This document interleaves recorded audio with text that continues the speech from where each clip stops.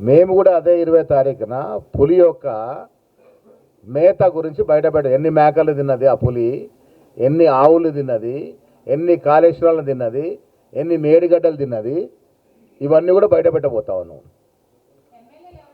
పులి పాపం పులి ఫామ్ హౌస్కి పరిమితమైంది.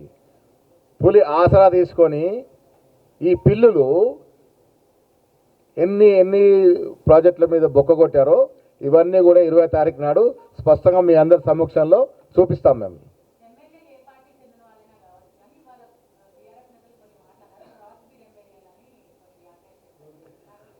2009లో 2004 తర్వాత ఈ క్రాస్ బ్రీడ్ వ్యవస్థని పెంచిపోసింది ఎవరమ్మా?